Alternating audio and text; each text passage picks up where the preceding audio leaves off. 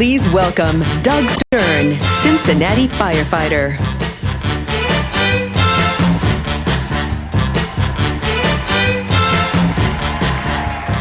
Hello, my name is Doug Stern.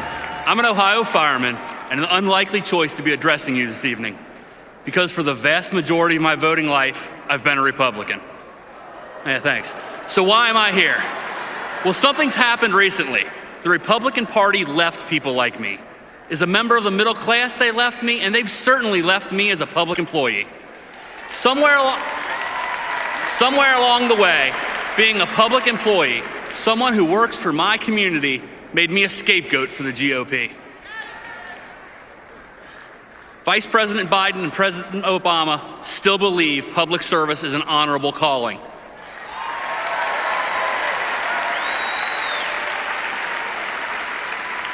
When I go to work, when there's an emergency, I want someone on my crew that has my back. Someone who helps me get the job done. Someone who's willing to go through hell with me.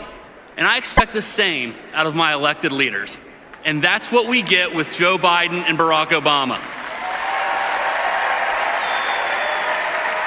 From maintaining grant programs so fire departments nationwide have the safe staffing and equipment to support our people, that President Obama and Vice President Biden have our backs. Supporting my voice to have collective bargaining on the job, President Obama has my back.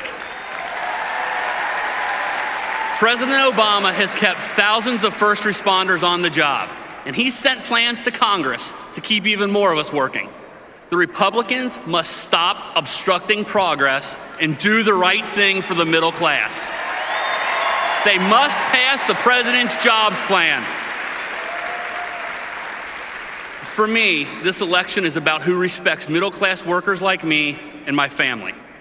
I saw firsthand what the Republicans thought of me and my fellow public employees last year when Ohio legislators passed Senate Bill 5 in an attempt to silence us. We all know how that ended up.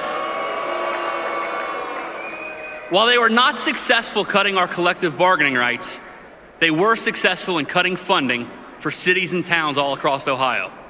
We've watched these so-called leaders claim that they didn't raise taxes, all the while knowing full well that they are forcing the local governments to raise those taxes or cut essential services, including police and fire.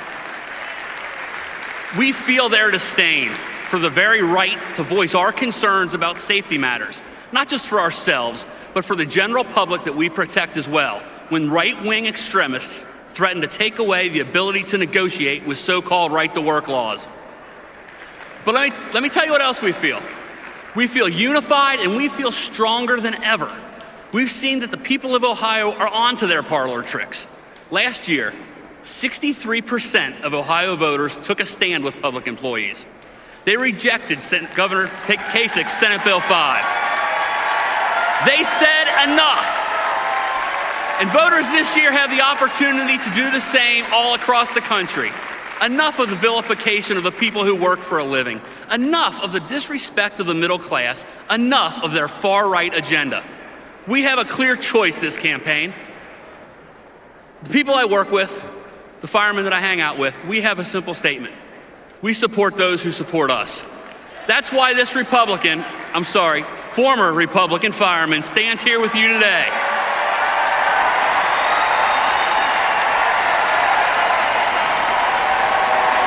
And that's why firefighters support President Obama and Vice President Biden, because they have our backs, and it's our turn to have theirs. Thank you, God bless you, and God bless the United States of America.